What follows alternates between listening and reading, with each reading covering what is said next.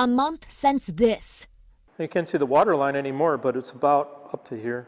The downtown business cleanup process moves forward. But it was a letter written by Davenport City Administrator Corey Spiegel. It's clear that the city doesn't have anybody's backs. That has some taken back. I just want to ask some follow-up questions about your letter. I have to pick up my son. Okay. Corey Spiegel tried to walk out of a city meeting without answering our questions. You said in your letter that government should be transparent. I don't understand why I can't ask some follow-up questions. Elizabeth, respectfully, I have a child to pick up and I would like to do that. Okay. You've already been told I don't have any additional comment.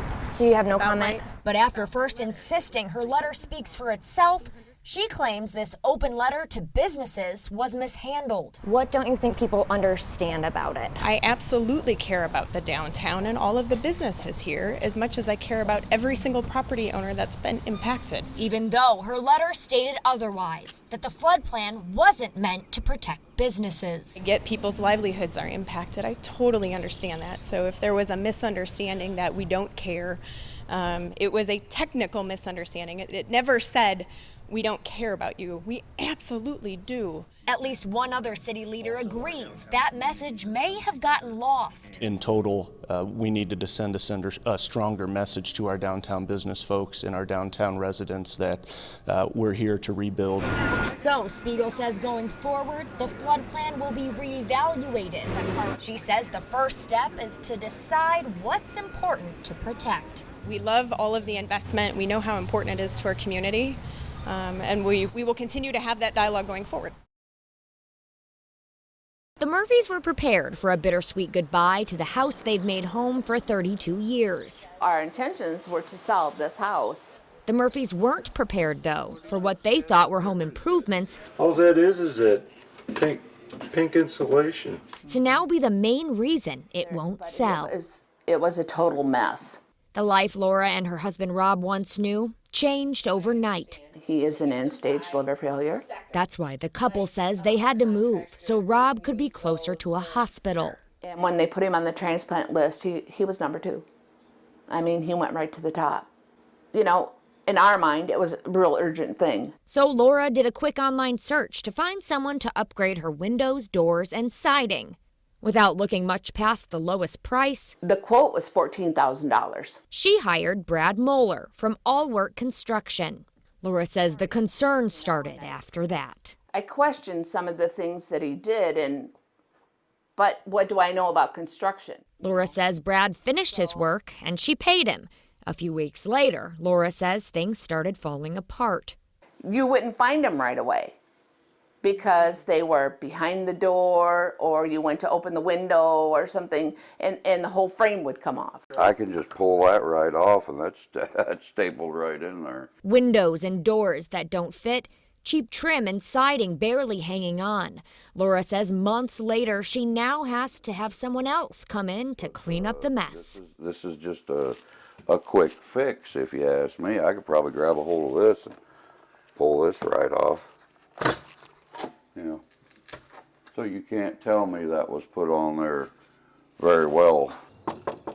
After trying to coordinate a meeting on the phone with no luck, I went to Clinton, Iowa, to the address listed for All Work Construction to talk to Moeller about his work. Hi, is Brad here? Brad wasn't there. Yeah, he's working right now. So then I called him again. This is Brad from All Work Construction. Give us a message and we'll get back to you as soon as we can. Brad eventually got back to me. He wouldn't go on camera, but he says he stands behind the work he did for the Murphys. And he says he's never had a problem before. Moeller said the Murphys reached out months after he was done with problems he says weren't his fault. Moeller told me he's registered and insured to work in Iowa and Illinois.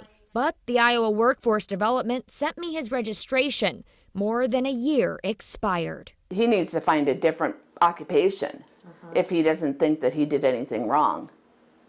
Because the things that he did do were outrageous. The couple still plans on selling their home when the work is fixed, but now the goodbye more bitter than sweet. Do your homework, because I sure did not. And I really wish that I would have, because it would have saved us $14,000.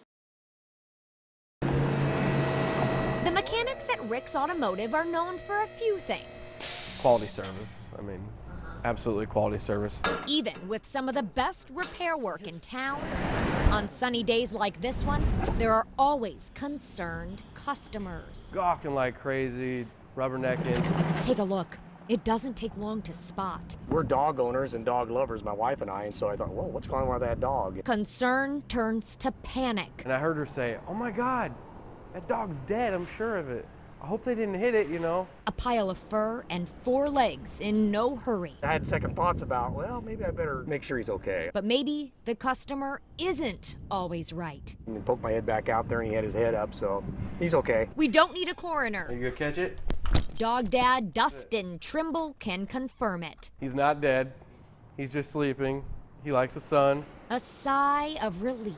He's alive and well. He just likes to sunbathe without a swimming suit. Hudson is a 2-year-old Siberian Husky. There he is. Right where I left him. The only thing he loves more than the customers Yeah, I know. is the sun. He's usually laying here, right out there where you've seen him, or he's out back near the fence. Every day Dustin's here, he's here. He might have a little bit of a following, I guess. You know what I mean? And here come the questions. No, I don't think he's dead. He's just Hudson. The laziest billboard in town. Bye. In Muscatine, Iowa, Elizabeth Wadas, WQAD News 8.